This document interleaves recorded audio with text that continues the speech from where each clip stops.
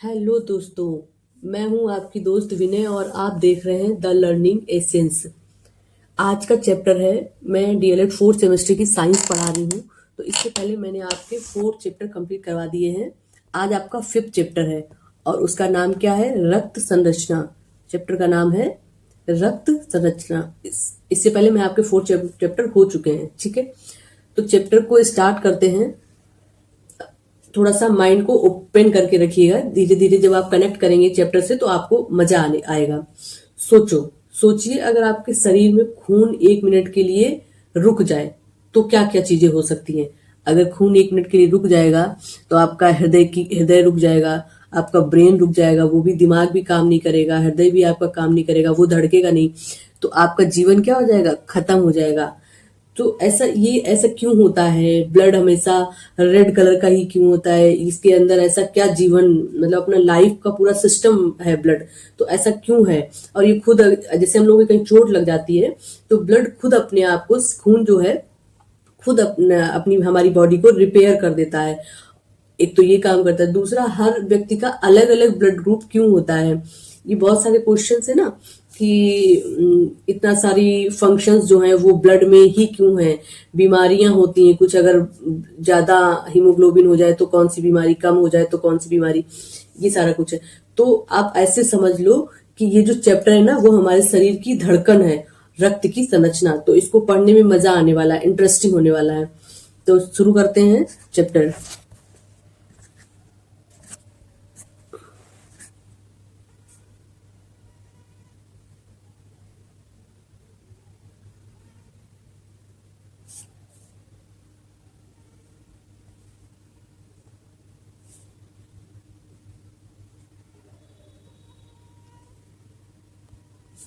Chapter है रक्त संरचना, ब्लड स्ट्रक्चर या ब्लड कंपोजिशन। ब्लड में अपने जो रक्त है उसमें क्या क्या होता है।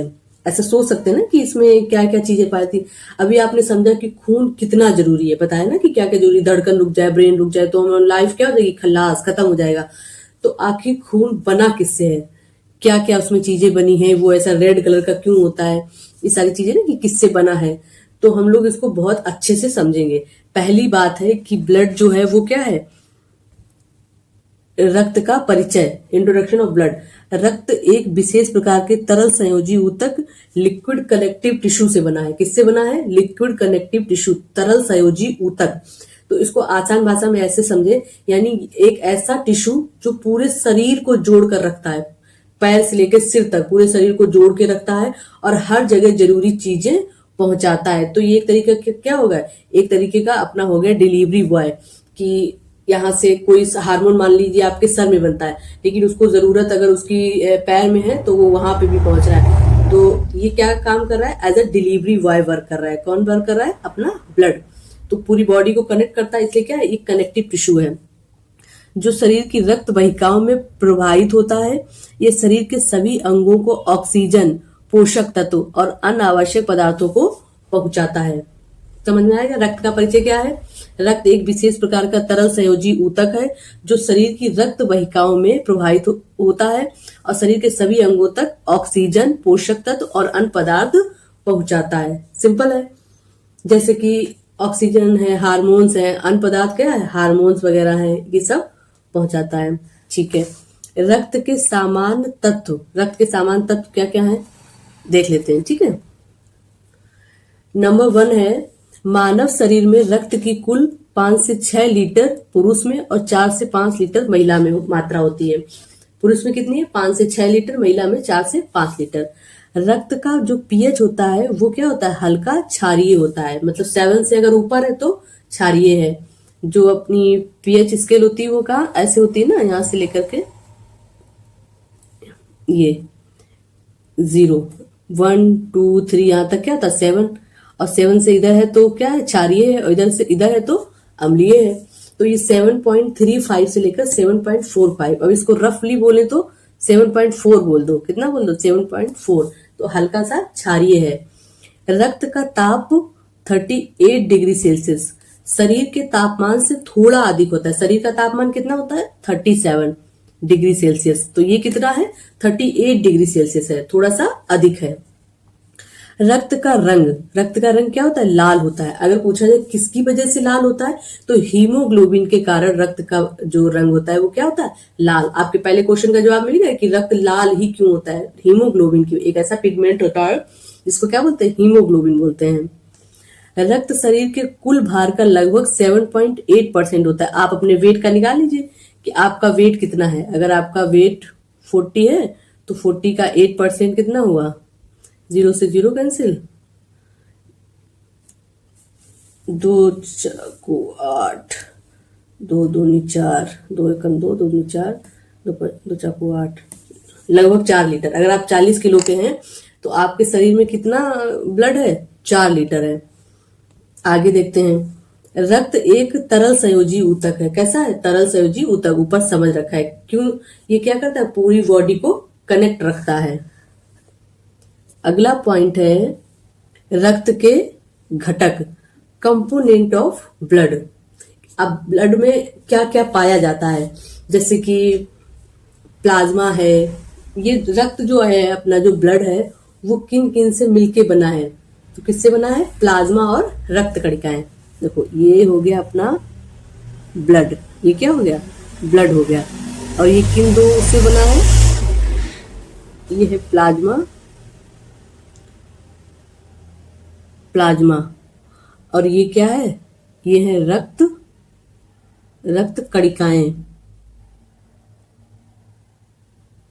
रक्त कणिकाएं हैं, रक्त कणिकाएं। तो ये प्लाज्मा और रक्त कणिकाओं से मिलकर बना है। और रक्त कणिकाओं में ही आ जाता है क्या? आरबीसी, डब्ल्यूबीसी और प्लेटलेट्स। आरबीसी, डब्ल्यूबीसी और प्लेटलेट्स। आगे पढ़ते हैं। तो ये क्या है? रक्त के घटक। तो रक्त मुख्यतः दो भागों से मिलकर बना है। किससे किससे? ये अपना प्लाज्मा और रक्त कणिकाएं भी बताया था। प्लाज्मा और रक्त कणिकाएं। प्लाज्मा कितना होता है? प्लाज्मा है 55% और रक्त कणिकाएं हैं 45%। रक्त कणिकाओं के अंदर ही आती हैं क्या? आरबीसी, डब्ल्यूबीसी और प्लेटलेट्स। इनको बिम्बाणु, प्लेटलेट्स को बिम्बाणु भी बोलते हैं। तो आरबीसी है 40 से 45%, ये लगभग 1% और ये लगभग 1%। ठीक है, इसमें कुछ कोई दिक्कत नहीं है। आगे पढ़ते हैं। अब आता है प्लाज्मा। रक्त कणिकाएं बाद में पढ़ेंगे। ब्लड को कितने भागों में बांटा गया है? 2 भाग, 2 चीजों से मिलकर बना है, प्लाज्मा से और रक्त कणिकाओं से।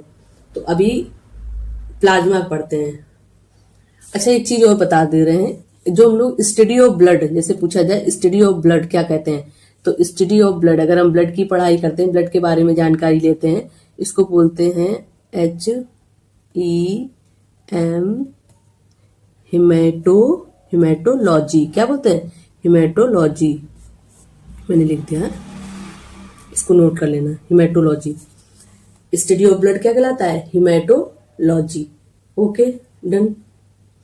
आगे पढ़ते हैं।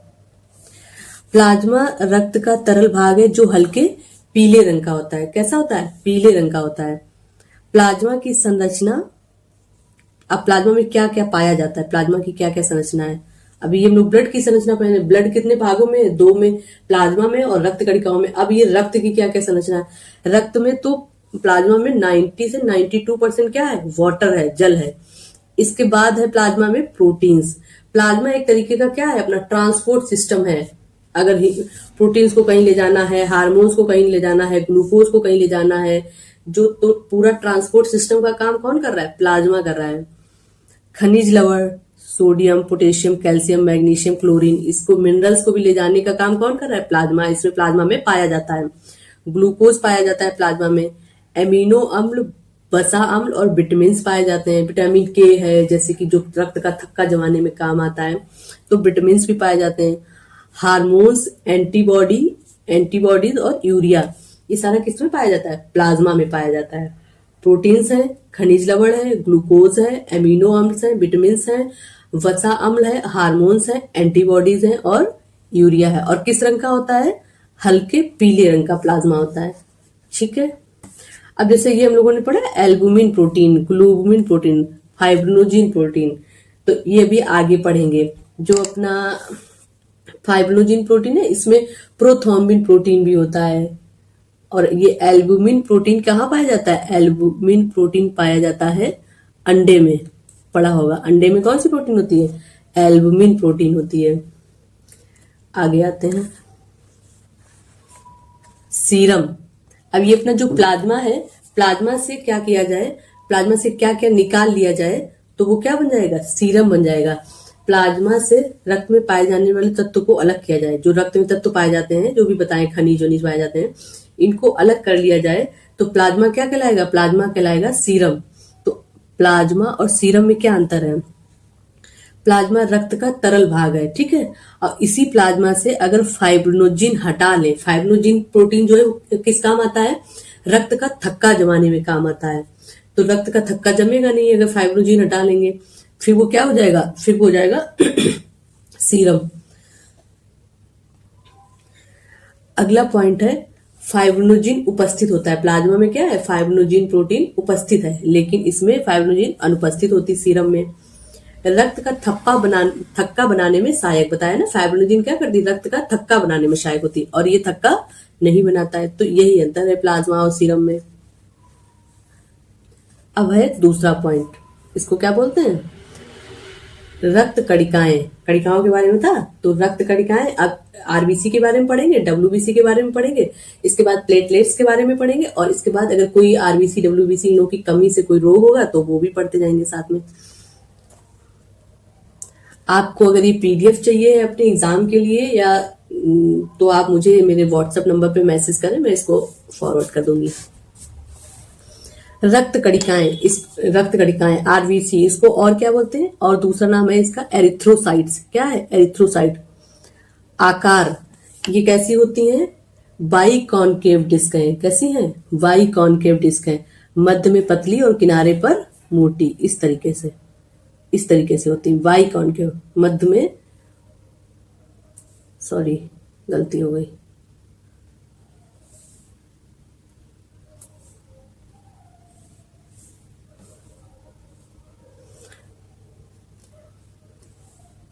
मध्य में पतली और किनारे पर। तो इसमें क्या होता है कि बाई कॉनकेव डिस्क का मतलब है ये ऐसे गोल गोल है, तो बीच में पतली होगी और आसपास ये चीज क्या होगी? ये चीज होगी मोटी। आकार, ये 6 से 8 माइक्रोमीटर व्यास की होती है, और आरबीसी में केंद्रक नहीं होता है। अभी आरबीसी पढ़ेंगे, डब्ल्यूबीसी पढ़ेंगे और प्लेटलेट्स पढ़ेंगे, तो इसमें सिर्फ केंद्रक किसके पास होगा? केंद्रक सिर्फ डब्ल्यूबीसी के पास होगा। ना आरबीसी में केंद्रक होता है, ना ही प्लेटलेट्स में केंद्रक होता है। संख्या कितनी होती है आरबीसी की? पुरुष में 50 से 55 लाख होती है, और महिलाओं में 40 से 45 लाख, 45 पर क्यूबिक मिलीमीटर। जीवन काल कितना होता है? 120 दिन का होता है। आरबीसी का जो जीवन काल होता है वो कितने दिन का है? 120 दिन का। और इसकी जो संरचना है वो कैसी है? बाई कॉनकेव डिस्क है, द्विअवतल। पढ़ा होगा ना, उत्तल और अवतल, तो कैसी होती है? अवतल होती है। और आरबीसी कहाँ पे बनती है? वयस्क में। इसकी उत्पत्ति कहाँ होती है? अस्थि मज्जा में। वयस्क में ये अस्थि मज्जा में बनती है। और अगर आपसे ये पूछ दिया जाए कि नवजात में आरबीसी कहाँ बनती है, जो नया बच्चा होता है, नवजात होता है, उसमें आरबीसी कहाँ बनती है? उसमें आरबीसी बनती है प्लीहा में। प्लीहा, नवजात में आरबीसी बनती प्लीहा में। और भ्रूण में आरबीसी कहाँ बनती है? जब बच्चा माँ के पेट में होता है, भ्रूण अवस्था में, तब आरबीसी कहाँ बनती है? तब आरबीसी बनती है यकृत में। कहाँ पे बनती है? यकृत में, लीवर में, यहाँ पे आरबीसी बनती है, ठीक है। अब आगे आते हैं, वैसे वयस्क में कहाँ पे होती है? बोन मैरो, अस्थि मज्जा में।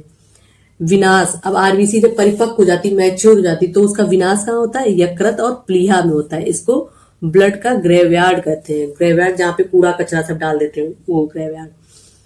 हीमोग्लोबिन युक्त ऑक्सीजन बांड, हीमोग्लोबिन युक्त जो ब्लड है आरबीसी, वो क्या करती है? ऑक्सीजन लेके जाती पूरी बॉडी में। आगे आते हैं, हीमोग्लोबिन क्या है? हीमोग्लोबिन क्या है? हीमोग्लोबिन एक लाल रंग का प्रोटीन है जो आरबीसी में पाया जाता है। कहाँ पे पाया जाता है? आरबीसी में। इसकी रासायनिक संरचना क्या है? हीम और ग्लोबिन। इसको जो ब्रेक किया बीच से तो क्या है? हीम और ग्लोबिन। हीम क्या मतलब? लौह। इसका जो सेंट्रल मेटल है, जो सेंट्रल एलिमेंट है, वो क्या है? वो है Fe, हीमोग्लोबिन का। और बाकी क्या प्रोटीन कौन सी है? प्रोटीन है ग्लोबिन। समान मात्रा पुरुष में कितनी होती है? 14 to 16 ग्राम पर डेसीलीटर, और इसमें 12 to 14 ग्राम पर डेसीलीटर होती है इसमें महिलाओं में। पुरुष में कितनी? 14 से 16 ग्राम पर डेसीलीटर और महिला में 12 से 11 ग्राम पर डेसीलीटर। कार क्या है? ऑक्सीजन एवं CO2 का परिमाण। अगर आपसे पूछा जाए कि हीमोग्लोबिन का कार्य क्या है, तो हीमोग्लोबिन का कार्य है ऑक्सीजन और कार्बन डाइऑक्साइड का ऑक्सीजन को ले जाना और वहां से वापस कार्बन डाइऑक्साइड को ले आना। ठीक है। दूसरा क्या है? ये इसका जो सेंट्रल मेटल है वो क्या है? लौह है। हिम मतलब लोहा और ग्लोबिन मतलब प्रोटीन, लोहा और प्रोटीन। देखो, अगर हीमोग्लोबिन ऑक्सीजन ले जाएगी Hb+O2 तो उसको बोलेंगे ऑक्सी हीमोग्लोबिन। ये कैसी है? चमकदार है। Hb और CO2 कार्बोमिनो हीमोग्लोबिन, ये गहरी लाल है, ये चमकदार लाल है, ये गहरी लाल है। सबसे ज्यादा खतरनाक ये वाली है, थर्ड वाली, Hb और कार्बन मोनोऑक्साइड कार्बोक्सी हीमोग्लोबिन, ये बहुत घातक है। कार्बोक्सी हीमोग्लोबिन, कहीं पे भी ऐसी जगह पे जाओ जहां पे चिमनी वगैरह हो या फिर कोई बंद अंगीठी का कमरा हो तो वहां पे कार्बन मोनोऑक्साइड होती है, तो ये बहुत ज्यादा जानलेवा होती है, क्योंकि जो ऑक्सीजन होती है वो कन्वर्ट हो जाती है किसमें? कार्बन मोनोऑक्साइड में। कार्बन डाइऑक्साइड किसमें? कार्बन मोनोऑक्साइड में। अब अगला पॉइंट है आपका, अगला पॉइंट है कौन सा? अगला पॉइंट है व्हाइट ब्लड सेल्स, श्वेत रक्त कणिकाएं, इनको बोलते हैं ल्यूकोसाइड। और एक चीज और बताई थी अभी, इसके अंदर न्यूक्लियस, इस सेल के अंदर न्यूक्लियस नहीं होता, सिर्फ आरबीसी में ही न्यूक्लियस होता है। श्वेत रक्त कणिकाएं रंगहीन होती हैं, अनियमित आकार होता है और केंद्रक युक्त होती है, इसमें केंद्रक होता है। और ये कितने प्रकार की होती है? तो ये होती है 5 प्रकार की, न्यूट्रोफिल, लिम्फोसाइट, मोनोसाइट और ईसनोफिल और बेसोफिल। ठीक है, 5 है। न्यूट्रोफिल में क्या होता है? 60 से 70% है, और ये क्या करती है? जीवाणुओं का भक्षण करती है। कोई भी ऐसा जीवाणु आ जाए जो अपने बॉडी के लिए हानिकारक है तो ये क्या करेंगी? उसको नष्ट कर देंगी, उसका भक्षण कर लेंगी, उसको खा लेंगी। लिम्फोसाइट क्या बनाती है? एंटीबॉडीज बनाती। बाहर से कोई भी ऐसा एंटीजन आया जो नुकसानदायक है तो उसके खिलाफ बना लेंगी एंटीबॉडीज।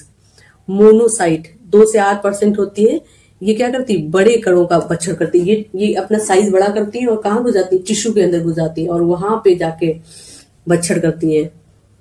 यूसिनोफिल 2 से 4% है, और ये किसमें काम करता है? एलर्जी प्रतिक्रिया में। जैसे कहीं पे देखो कुछ भी ऐसा मूंगफली है या कुछ भी ऐसे बॉडी में टच हो जाता है तो एकदम वहां पे रेड रेड हो जाता है, कुछ भी ऐसे टच हो जाए जो नुकसानदायक है तो वहां पे खुजली होने लगती है बहुत ज्यादा। तो ये कौन काम करता है? ये करता है एसिनोफिल, एलर्जी में तुरंत प्रतिक्रिया देगा कि हाँ ये मेरे लिए ठीक नहीं है, तो एलर्जी हो जाती है। कभी कभी जो नॉन चीजें हैं उनके लिए भी एलर्जी हो जाती है। कोई ऐसी चीजें जो नॉर्मल है, मतलब इसकी एलर्जी वाली नहीं है, तब भी आपको उससे एलर्जी हो रही होती है, क्योंकि इनको लगता है कि अरे कुछ आ गया है खतरनाक, भगाओ इसको। बेसोफिल क्या करता है? बेसोफिल हिपैरिन और हिस्टामिन स्राव करता है। हिस्टामिन क्या काम करता है? हिस्टामिन काम करता है कि वो करने का, ऑर्डर देने का, कंपन पैदा कर देता है पूरी बॉडी में। जैसे कोई एंटीजन आया तो हिस्टामिन क्या करेगा? एक ऐसे श्रवण करेगा और क्या करेगा? पूरी बॉडी को मैसेज दे देगा कि हाँ, कंपन पैदा कर देगा कि कुछ तो गड़बड़ होने वाला है। हिपैरिन क्या करता है? हिपैरिन जो है वो ब्लड के फ्लो में हेल्प करता है। अब आते हैं, सामान्य WBC की संख्या होती 4000 से 11000, 4000 से 11000 तक होती है इसकी संख्या पर क्यूबिक मिलीमीटर। क्या है? 4000 से 11000 प्रति क्यूबिक मिलीलीटर। अब एक चीज समझ लो कि ये 2 बीमारियां दी गई हैं WBC। जैसे RBC की कमी से क्या होता है? RBC की कमी से होता है एनीमिया। क्या होता है? एनीमिया। ऐसे WBC की कमी से होता है ल्यूकोपेनिया, एक ये है ल्यूकोपेनिया और एक है ल्यूकेमिया। देखो, WBC असमान वृद्धि, एक तो WBC की कमी हो जाए, ठीक है, तब तो ठीक है। जो सैनिक है बॉर्डर पे लगाए हैं कि हाँ मेरी रक्षा करना, वो सैनिक की संख्या कम हो जाए, ठीक है, तब तो ठीक है। लेकिन ल्यूकेमिया में क्या होता है कि सैनिक बढ़े जा रहे हैं, संख्या उनकी बढ़ी जा रही है, नंबर एक से बढ़ के एक से बढ़ के एक, जरूरत नहीं है तब भी वो बढ़ते जा रहे हैं। तो उससे भी क्या होगा, क्योस पैदा होगा। तो WBC की असमान वृद्धि से क्या होता है, ब्लड कैंसर होता है।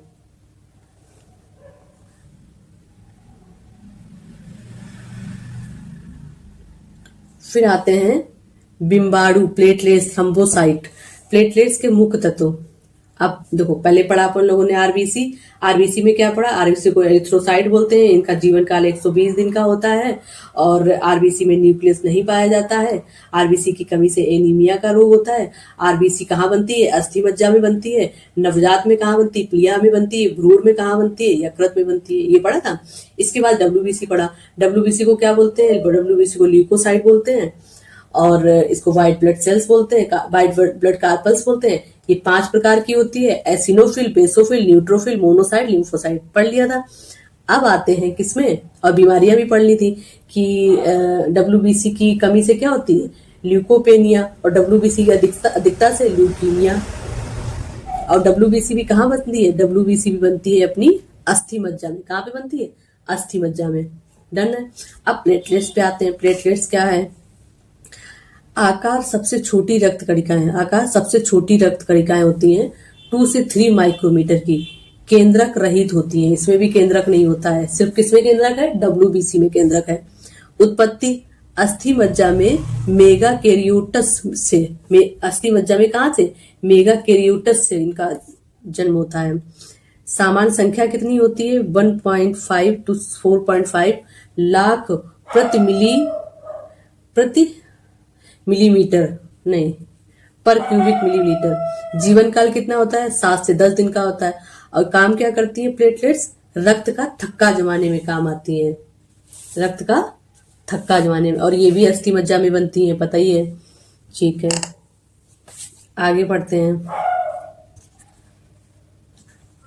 ये चीज समझो कि आरबीसी की कमी से क्या हुआ था, एनीमिया। WBC की कमी से क्या हुआ था, WBC ल्यूकोपेनिया, कमी से, और अधिकता से क्या हुआ था, ल्यूकेमिया। अब आती है प्लेटलेट्स। प्लेटलेट्स की कमी से क्या होगा, प्लेटलेट्स की कमी से होगा थ्रम्बोसाइटोपेनिया। क्या है, थ्रम्बोसाइटोपेनिया होता है प्लेटलेट्स की कमी से। प्लेटलेट्स किस काम आता है, कोगुलेशन, ब्लड का थक्का जमाने में। अनियंत्रित रक्तस्राव, एक इसमें क्या होता है, एक तो सैनिक कम हो जाए या सैनिक ज्यादा हो जाए। एक होता है सैनिक तो है लेकिन सैनिक क्या हो गए, पगला गए, पागल सैनिकों की भर्ती कर दी। तो पागल सैनिकों की भर्ती कर दी तो वो किसको नुकसान पहुंचाएंगे, अपने देश को, अपने आप को, आपकी बॉडी को ही नुकसान पहुंचाने लगेंगे। तो यही काम हो जाता है किसमें, थ्रम्बोसाइटोपेनिया में। आगे पढ़ते हैं। रक्त का जमना, रक्त का जमना, ब्लड क्लॉटिंग। रक्त के जमने में क्या क्या सहायक होता है, जैसे अभी बोला ना कि जो हम लोगों के कट लग जाता है, कहीं पे चोट लग जाती है, तो वो वहां पे थक्का जम जाता है, ब्लड का, ब्लड जम जाता है। तो उसमें ऐसा क्या होता है जो ब्लड जम जाता है, शरीर में अंदर तो नहीं जम जाता, बाहर ही क्यों जम जाता है। तो देखो क्या क्या होता है। रक्त का थक्का जमना एक सुरक्षात्मक प्रक्रिया है जो चोट लगने पर अत्यधिक रक्त बहाव को रोकती है। चोट लगने पर प्लेटलेट्स घाव पर एकत्रित होती है, जहां पे चोट लगती है वहां पे क्या एकत्रित हो जाती है, प्लेटलेट्स एकत्रित हो जाती हैं। थ्रम्बोकाइनेज एंजाइम निकलता है। कौन सा एंजाइम निकलता है, ये बस यही याद रखनी है चीजें, थ्रम्बोकाइनेज एंजाइम निकलता है। प्रोथ्रोम्बिन जो प्रोटीन है वो किसमें बदलती है, वो थ्रोम्बिन में बदलता है। दूसरी ये कैल्शियम और विटामिन के, कैल्शियम भी किस काम आता है, रक्त का थक्का जमाने में, और विटामिन के भी किस काम आता है, रक्त का थक्का जमाने में। प्रोथ्रोम्बिन भी किस काम आता है, रक्त का थक्का जमाने में। एंजाइम कौन सा निकलता है, थ्रम्बोकाइनेज। फाइब्रिनोजिन, अभी प्रोथ्रोम्बिन और फाइब्रिनोजिन जो विटामिन है वो फाइब्रिन में बदलता है। और वहां पे जो, जैसे यहाँ पे चोट लगी तो इसके ऊपर ऐसे जाल टाइप का बन जाएगा, वो जाल किसका बनता है, वो बनता है फाइब्रिन का जाल। आरबीसी उसमें फंस जाती है और फिर क्या हो जाता है, रक्त का थक्का जम जाता है। अगर कुछ चीजें भी याद कर ली ना, जैसे कैल्शियम याद रहा आपको, कैल्शियम ब्लड का थक्का जमाने में काम आता है। विटामिन के याद रहा, बहुत अच्छी बात है आपको। थ्रम्बोकाइनेज अगर एंजाइम याद रह गया, काइनेज एंजाइम है। 2 प्रोटीन है, एक प्रोथ्रोम्बिन प्रोटीन है, एक फाइब्रिनोजिन प्रोटीन है। प्रोथ्रोम्बिन जो है वो थ्रोम्बिन में बदल जाती है और फाइब्रिनोजिन फाइब्रिन में बदल जाती है। और उस पर जो जाल बनता है वो किसका बनता है, वो फाइब्रिन का बनता है, और इससे आरबीसी फंस जाती है और रक्त का थक्का जम जाता है। ये इंपॉर्टेंट है। आगे इसके एमसीक्यू भी है, अति लघु उत्तरीय क्वेश्चन और लघु उत्तरीय क्वेश्चन आपके 1 नंबर के 2 नंबर के जो भी आते हैं वो पिछले 8 साल का पीवाईक्यू है, पूरा सॉल्यूशन है पीवाईक्यू बैक में। तो जब इस चैप्टर को अच्छे से पढ़ेंगे ना तभी लास्ट में उनको सॉल्व कर पाओगे। महत्वपूर्ण बिंदु क्या क्या है? विटामिन के रक्त के थक्के के लिए क्या अनिवार्य है, ये पता है। हिपैरिन क्या करता है? थक्के को रोकने वाला पदार्थ है, WBC द्वारा साबित होता है। अब मान लो हम लोगों के ब्लड अंदर अंदर बह रहा है पूरी बॉडी में, वहां पे अगर थक्का जम गया तो क्या हो जाएगा? फ्लो रुक जाएगा और हम लोगों को अटैक पड़ जाएगा और मर जाएंगे। तो इसलिए हिपैरिन क्या करता है? थक्का नहीं जमने देता है। हीमोफीलिया क्या है? हीमोफीलिया एक तरीके की जेनेटिक डिसीज है। इसमें क्या होता है? थक्का ना जमने का अनुवांशिक रोग है, एक्स। इसमें क्या होता है? ब्लड का थक्का नहीं जमता है। ब्लड जहां पे चोट लग जाए वहां से ब्लड निकल रहा है तो निकलता ही रहेगा। हीमोफीलिया ए में फैक्टर 8 की कमी होती है, हीमोफीलिया बी में फैक्टर 9 की कमी होती है। ठीक है, याद रहेगा। रक्त का थक्का ना जमने का अनुवांशिक रोग कौन सा है? हीमोफीलिया। हिपैरिन क्या करता है? रक्त का थक्का जमने नहीं देता है। अब आते हैं कि जब मैंने बोला था ना स्टार्टिंग में कि सभी लोगों का अलग अलग ब्लड ग्रुप क्यों होता है, किसी का ए है, किसी का बी है, किसी का ओ है, किसी का ए बी है, तो ये अलग अलग क्यों होता है? ए बी रक्त समूह, ए बी ब्लड सिस्टम, इसकी खोज लैंड स्टीनर ने 1900 में की थी। कब की? 1900 कहीं कहीं पे 1902 भी देते हैं, तो इसमें कोई इशू नहीं। 1900 में की थी और इनको 1910 में क्या मिला था? 1910 में इसी खोज के लिए इनको मिला था नोबेल पुरस्कार। तो पढ़ लेते हैं। रक्त समूह कौन से? ए है, बी है, ए बी है, ओ है। और एंटीजन आरबीसी पर एंटीजन, प्लाज्मा में एंटीबॉडीज। देखो आरबीसी पे एंटीजन क्या है? ए। अब एंटीजन अगर ए है तो आरबीसी, जैसे आरबीसी है, ये आरबीसी सेल है, तो इसकी मेम्ब्रेन पे क्या लगे होते हैं? इसकी मेम्ब्रेन पे ऊपर ऐसे करके लगे होते हैं एंटीजन। और जो प्लाज्मा है, प्लाज्मा जो भरा है, प्लाज्मा में क्या है? एंटीबॉडीज है। अब जो एंटीजन ए है तो एंटीजन ए है, जैसे यहाँ पे ये, हाँ यहाँ पे मान लीजिए एंटीबॉडी ए है। एंटीबॉडी अगर ए है तो एंटीजन ए के लिए ही थोड़ी ना मतलब डिफेंस करने लगेगी। एंटीबॉडी अगर कोई ऐसा उसको मारना है, एंटीबॉडी क्या करती है? बाहर से कोई ऐसा एंटीजन आया जो बॉडी के लिए नुकसानदायक है तो उसके लिए वो लड़ती है, उसको किल करती है। तो यहाँ पे अगर एंटीबॉडी ए है तो एंटीजन यहाँ पे उसके जस्ट अपोजिट होगा। एंटीजन क्या होगा? बी। और अगर एंटीबॉडी यहाँ पे बी है तो एंटीजन यहाँ पे कौन से लगे होंगे? यहाँ पे एंटीजन लगे होंगे ए के। समझ गए? तो यहाँ पे एंटीजन ए है तो एंटीबॉडी क्या हो गई? बी हो गई। एंटीजन बी है तो एंटीबॉडी ए हो गई। और एंटीजन ए और बी में दोनों क्या होते हैं? दोनों डोमिनेंट होते हैं। ए भी डोमिनेंट है, बी। अगर ए और ओ है तो ए ओ जहां पे होगा उसमें ए डोमिनेंट होगा, बी और, देखो ऐसे होता है, ए और ओ जहां पे है उसमें क्या डोमिनेंट होगा? ए डोमिनेंट होगा। बी और ओ है तो उसमें बी डोमिनेंट होगा। और ए और बी जहां पे है उसमें दोनों डोमिनेंट होंगे तो क्या हो जाएगा? A B. ऐसे हो। अब देखो ए है एंटीजन तो एंटीबॉडी होगी बी। तो दे सकते हैं, ले सकते हैं, किससे? ए से ले सकते हैं, ओ से ले सकते हैं। यहाँ पे और यहाँ पे बी है तो एंटीबॉडी ये बी और ओ से ले सकता है, क्योंकि जो बी और ओ है ना, यहाँ पे एंटीबॉडी ए है लेकिन यहाँ पे एंटीजन ओ भी रहा होगा, यहाँ पे भी ओ रहा होगा, लेकिन डोमिनेंट ए है ना, इसलिए यहाँ पे ए लिखा है। ए एंटीजन के बाद ए एंटीजन के पास ओ एंटीजन भी होगा। ए एंटीजन के पास क्या होगा?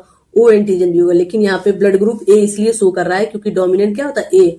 बी एंटीजन के पास ओ एंटीजन भी होगा लेकिन डोमिनेंट क्या है? बी। और ए और बी के पास ये खुद ही डोमिनेंट होते हैं तो ये ए बी हो गया। और इसके पास कोई एंटीजन नहीं, इन्होंने देखा, साइंटिस्ट ने इसको सर्च किया कि इसके आसपास कोई एंटीजन नहीं लगे हैं सेल मेम्ब्रेन में, तो उसको क्या दे दिया? उसको बोल दिया 0, मतलब कि ओ।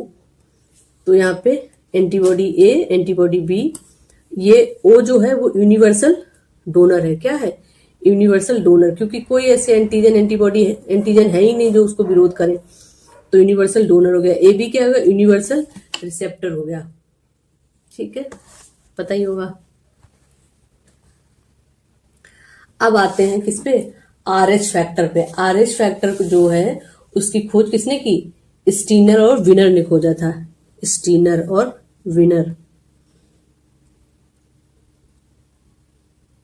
स्टीनर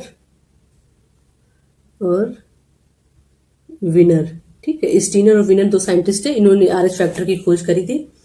RH फैक्टर की खोज रीसस बंदर से की गई थी। किससे की गई थी, बंदर से। RH positive RBC RH antigen मुक्त है 80% भारतीयों में। आरबीसी का RH एंटीजन उपस्थित है। अगर कोई RH पॉजिटिव है तो उसमें क्या होगा, RH एंटीजन उपस्थित है, और RH निगेटिव है अगर कोई तो उसमें RH एंटीजन अनुपस्थित है। सिंपल सी बात है। RH माँ, RH प्लस, RH निगेटिव माँ है। अच्छा एक चीज और, पॉजिटिव और निगेटिव में हमेशा डोमिनेंट क्या होगा, डोमिनेंट हमेशा पॉजिटिव होगा। तो RH निगेटिव माँ है, RH पॉजिटिव शिशु है। एरिथ्रोब्लास्टोसिस नवजात का हेमेलिन रोग, ये एक रोग है कि RH निगेटिव अगर माँ है तो एक पहला बच्चा तो नॉर्मल हो जाएगा, कोई दिक्कत नहीं, क्योंकि एंटी उसके लिए, क्योंकि RH निगेटिव है तो उसमें RH एंटीजन अनुपस्थित है, तो उसके लिए एंटीबॉडीज जो बनेंगी पहले धीरे धीरे बनेंगी, वो कहती चलो कोई ऐसी कोई रिस्क वाली बात नहीं है, ठीक है कोई बात नहीं, तो पहला बच्चा तो हो जाएगा। लेकिन दूसरा बच्चा जब होगा ना तब तक एंटीबॉडीज बन जाएंगी और फिर क्या हो जाएगा, मिसकैरेज वगैरह हो जाता है। इस वो जो इसी को बोलते हैं एरिथ्रोब्लास्टोसिस फीटल, वो जो बनेगा ना फर्टिलाइज होगा तो उसमें क्या हो जाएगा, ब्लास्ट हो जाएगा। नवजात हिमेलेटिन रोग, इसको क्या बोलते हैं, नवजात का हिमेलेटिक रोग। अब आते हैं रक्त के कार्य, रक्त के प्रमुख कार्य हैं। क्या क्या कार्य हैं, बताया था ना कि क्या क्या ऐसा डिलीवरी बॉय की तरह वर्क करता है, तो क्या क्या काम करता है। परिवहन, CO2 को ले जाता है और O2 को ले जाता है और CO2 को वापस ले आता है। पोषक तत्व, हार्मोन, उत्सर्जी पदार्थों का परिवहन करता है। नंबर 2, नियमन, शरीर का तापमान मेंटेन करता है, pH मेंटेन करता है और जल संतुलन नियंत्रित करता है। सुरक्षा करता है, WBC द्वारा रोगाणुओं से रक्षा करता है हमारी बॉडी की। थक्का बनाना, प्लेटलेट्स क्या करती हैं, चोट में रक्तस्राव रोकना, ये कार्य किसके हैं, ब्लड के। हीमोग्लोबिन द्वारा O2 का ले जाना और CO2 को वापस ले आना। हार्मोन वितरण, ग्रंथियों से हार्मोन को लक्ष्य अंग तक पहुंचाना। बहुत से अंग, पीयूष ग्रंथि है, कुछ हार्मोन ऐसे अपने इंसुलिन हार्मोन है, ये बनते तो कहीं है लेकिन इनकी जरूरत कहीं और पे है, तो ये क्या करेगा, ब्लड उसको लेके जाएगा। उत्सर्जन में सहयोग, यूरिया है, CO2 है, इसके उत्सर्जी अंगों तक यूरिया को ले जाना, उत्सर्जी अंग तक CO2 को ले जाना, उत्सर्जी अंग तक ले जाना, इसको फेफड़ों में ले जाना और इसको ले जाना ब्लेंडर तक, इसके बाद फिर निकल जाएगा। रक्त से संबंधित रोग, ब्लड रिलेटेड डिसीज, ब्लड से होने वाले रोग कौन कौन से हैं, ठीक है। नंबर 1 है एनीमिया। एनीमिया किससे होता है, हीमोग्लोबिन आरबीसी की कमी से। लक्षण क्या है, लक्षण है थकान, पीलापन और सांस फूलना। इसके बाद है ल्यूकेमिया। ल्यूकेमिया जो होता है वो WBC की असमान वृद्धि, ब्लड कैंसर, बुखार, बुखार और रक्तस्राव होता है। WBC की असमान वृद्धि हो जाएगी तो क्या हो जाएगा, ल्यूकेमिया, और इसमें बुखार होगा और रक्तस्राव होगा। हीमोफीलिया, ये जेनेटिक डिसीज है, अनुवांशिक रोग है, इसमें क्या होता है, ब्लड का थक्का नहीं जमता है और लगातार रक्त का क्या होता है, बहाव होता है। थ्रम्बोसाइटोपेनिया में प्लेटलेट्स की कमी हो जाती है, त्वचा पर नीले धब्बे पड़ जाते हैं। थ्रम्बोसाइटोपेनिया में क्या होता है, प्लेटलेट्स की कमी और त्वचा पर नीले धब्बे। पॉलीसाइथेमिया, आरबीसी की असमान वृद्धि, आरबीसी की कमी से क्या था, एनीमिया, आरबीसी की असमान वृद्धि से क्या होगा, पॉलीसाइथेमिया। पॉलीसाइथेमिया, इसमें रक्त हो जाता है गाढ़ा रक्त और और क्या होता है, सिर दर्द होता है। सिकल सेल एनीमिया, असमान HbS हीमोग्लोबिन, HbS हीमोग्लोबिन की क्या होती है, असमान वृद्धि हो जाती है। हाशिया जैसी आरबीसी, आरबीसी कैसी होती है, हसिया जैसी, इस टाइप से आरबीसी हो जाती है, इनकी संरचना ही बदल जाती है सिकल सेल एनीमिया की। त्वरित पुनरावृत्ति, क्विक रिवीजन, इसके बाद करेंगे अपने क्वेश्चन जो PYQ पिछले 8 साल में आए हुए हैं।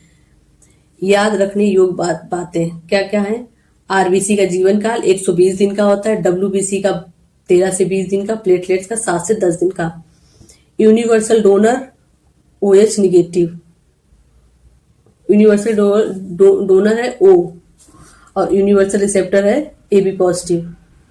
हीमोग्लोबिन, हिम और ग्लोबिन, हिम मतलब आयरन और ग्लोबिन मतलब प्रोटीन। थक्के के लिए क्या है? B पॉजिटिव अनिवार्य है, कैल्शियम भी अनिवार्य है। आरबीसी में केंद्रक नहीं होता है परिपक्व अवस्था में। RH फैक्टर रिसर्च बंदर से किया गया था। 80% भारतीय कैसे हैं? RH पॉजिटिव है। 80% भारतीय कैसे हैं? RH पॉजिटिव है। Blood cancer, leukaemia, blood cancer क्या होता है? ल्यूकेमिया। और इसमें क्या होती है? WBC बहुत ज्यादा बनने लगती, थक्का ना जमना, हीमोफीलिया। अगर थक्का नहीं जम रहा तो कौन सी बीमारी? हीमोफीलिया। प्लाज्मा 90% भाग है और पीएच कितना है? प्लाज्मा अपने ब्लड में प्लाज्मा का अगर हिस्सा पूछा जाए तो 90% है और ब्लड का पीएच कितना है? 7.35 से 7.45 तक।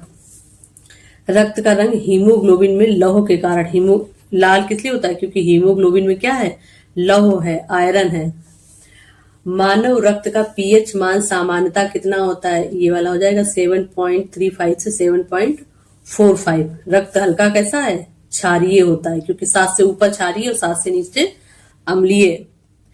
परिपक्व लाल रक्त कणिकाओं में क्या नहीं पाया जाता है? अपना न्यूक्लियस। अगर परिपक्व हो गई तो न्यूक्लियस नहीं पाया जाता। परिपक्व आरबीसी केंद्रक परिपक्व में अनुपस्थित होता है, अगर अभी परिपक्व नहीं है तो मे भी प्रेजेंट हो। इसके बाद आता है यूनिवर्सल डोनर, तो ये O निगेटिव जो है वो यूनिवर्सल डोनर है।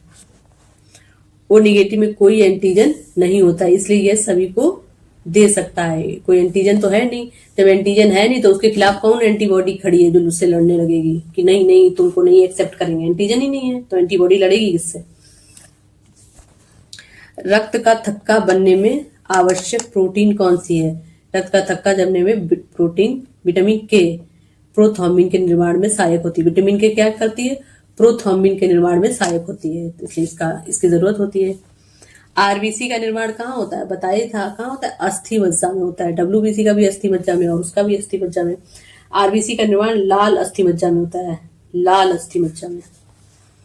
अगला क्वेश्चन है, मजा आ रहा है नहीं क्वेश्चन करने में? अगर ऐसे क्वेश्चन में मजा आ रहा है करने में तो आप इसकी पीडीएफ ले सकते हैं और इसको पढ़ सकते हैं। हीमोफीलिया किस प्रकार का रोग है? हीमोफीलिया कैसा? अनुवांशिक रोग है। हीमोफीलिया एक्स लिंक्ड रोग है जिसमें फैक्टर 8 और फैक्टर 9 की कमी होती है।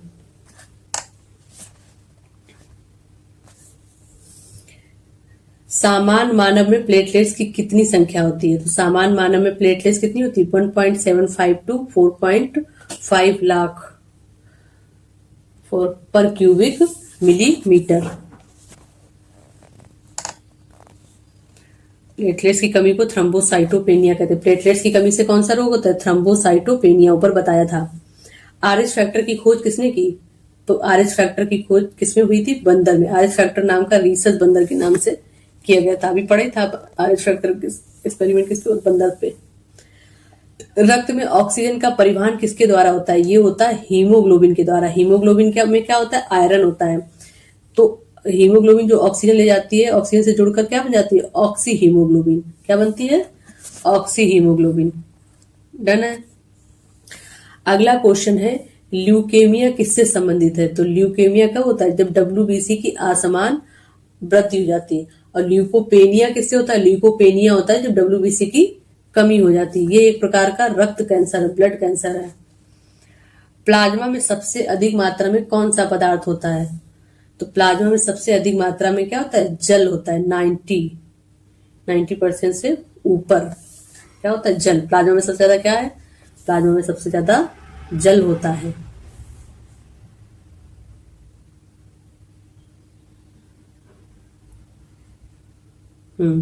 आरबीसी का जीवन काल कितने दिन का होता है? 120 दिन का। और इसका निर्माण कहाँ होता है?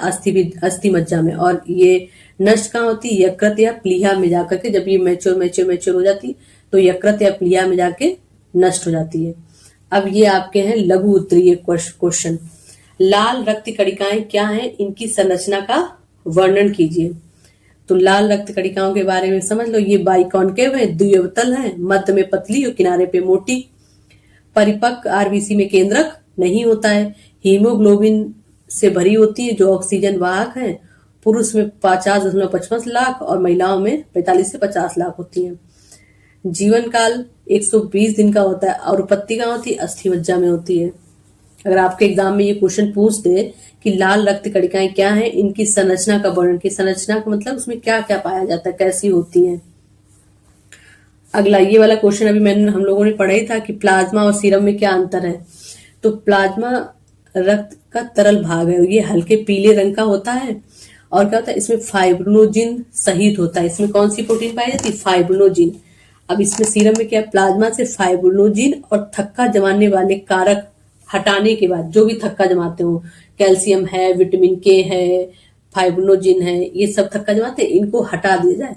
हटाने के बाद बचा तरल पदार्थ क्या है? सीरम है। मुख्य अंतर क्या है? प्लाज्मा थक्का बना सकता है लेकिन सीरम थक्का नहीं बना सकता है। प्लाज्मा में फाइब्रिनोजिन होता है, सीरम में नहीं होता है। ये आपके अति लघु उत्तरीय क्वेश्चन है। एबीओ रक्त समूह तंत्र को समझाइए। Universal donor. एबीओ तंत्र की खोज किसने की थी? लैंडस्टर ने। और कितने रक्त समूह हैं? 4 हैं। कितने हैं? 4। और इसमें अगर आपसे पूछा जाए रक्त समूह के लिए जिम्मेदार जीन कितने हैं, तो जीन है 3। I A, gene I, gene A, gene B और जीन ओ। 3 जीन जिम्मेदार होती हैं ब्लड को, रक्त समूह को, रक्त को बताने के लिए। ए आरबीसी, ए एंटीजन, प्लाज्मा में एंटीबॉडी बी। आरबीसी में अगर ए एंटीजन है तो प्लाज्मा में एंटीबॉडी क्या होगी? बी होगी। आरबीसी में अगर एंटीजन बी है तो प्लाज्मा में एंटीबॉडी ए होगी। और समूह ए बी दोनों एंटीजन है तो एंटीबॉडी नहीं होगी। अब जैसे ये है आरबीसी सेल है, अब यहाँ पे ए एंटीजन भी पाए जा रहे हैं किनारे किनारे और बी एंटीजन भी पाए जा रहे हैं, तो अब ये किससे लड़ेगी? ना तो ए भी डोमिनेंट है, बी भी डोमिनेंट है, तो इसके खिलाफ वो कुछ नहीं कर सकते। समूह ओ कोई एंटीजन नहीं, यहाँ पे कोई एंटीजन नहीं, एंटीबॉडी, दोनों एंटीबॉडी, कोई एंटीजन नहीं, दोनों एंटीबॉडी, तो ये क्या हो जाएगा? यूनिवर्सल डोनर हो जाएगा।